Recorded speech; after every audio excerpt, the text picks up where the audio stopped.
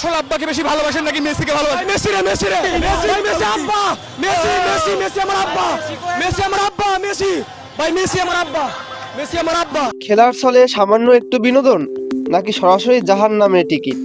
বর্তমান সময়ে প্রিয় ফুটবলার কিংবা সেলিব্রিটিকে অতি আবেগে বাবা বা আব্বা ডাকার এক ভয়ঙ্কর ট্রেন্ড শুরু হয়েছে। কিন্তু আপনি কি জানেন, মজার ছলে করা আপনার এই একটি ভুল আপনার পুরো পরকালকে অন্ধকারের দিকে ঠেলে দিচ্ছে এবং আপনার জন্য জান্নাত চিরতরে হারামও হয়ে যেতে পারে। হ্যাঁ, সম্প্রতি নেট দুনিয়ায় তোলপাড় সৃষ্টি করা এক ভিডিওতে দেখা গেছে প্রিয় দলের বা প্রিয় খেলোয়াড়ের জাদুকরী পারফরমেন্সে অন্ধ হয়ে এক যুবক ভিনদেশি অমুসলিম খেলোয়াড়কে নিজের বাবা বলে দাবি করছে। আপাত দৃষ্টিতে একে সস্তা লাইক কমেন্ট পাওয়ার বা মজার ছলে করা কোনো সাধারণ বিষয় মনে হলেও ইসলামের দৃষ্টিতে এটি অত্যন্ত নিকৃষ্ট এবং ভয়ঙ্কর অপরাধ। আজ থেকে প্রায় 1400 বছর আগেই আমাদের প্রিয় নবী হজরত মুহাম্মদ সাল্লাল্লাহু আলাইহি ওয়াসাল্লাম এই বিষয়ে কঠোর হুঁশিয়ারি দিয়ে গেছেন। সহিহ বুখারীর স্পষ্ট হাদিসে আল্লাহ রসুল সাল্লাল্লাহু আলাইহি ওয়াসাল্লাম ইরশাদ করেছেন, যে ব্যক্তি জেনে শুনে নিজের পিতা ছাড়া অন্য কাউকে নিজের পিতা বলে দাবি করে তার জন্য জান্নাত হারাম হয়ে যায়।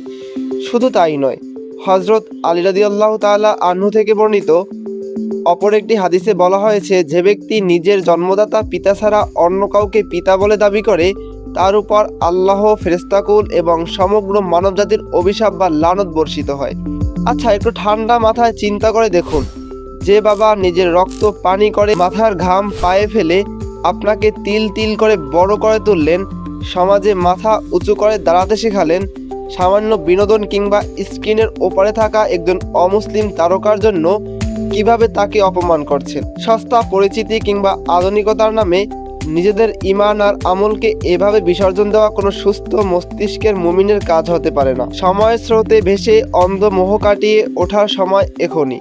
পরকালকে এভাবে ধ্বংসের মুখে ঠেলে দেওয়া থেকে আমাদের তরুণ প্রজন্মকে ফিরে আসতেই হবে। আল্লাহ আমাদের সবাইকে সঠিক বুঝ দান করুক এবং ঈমান রক্ষা করার তৌফিক দিন। ভিডিওটি সম্পর্কে আপনার মূল্যবান মতামত কমেন্ট করে জানান এবং তরুণদের সচেতন করতে এখনই শেয়ার করুন। Mashfiq Mannan, desk report, MT Times.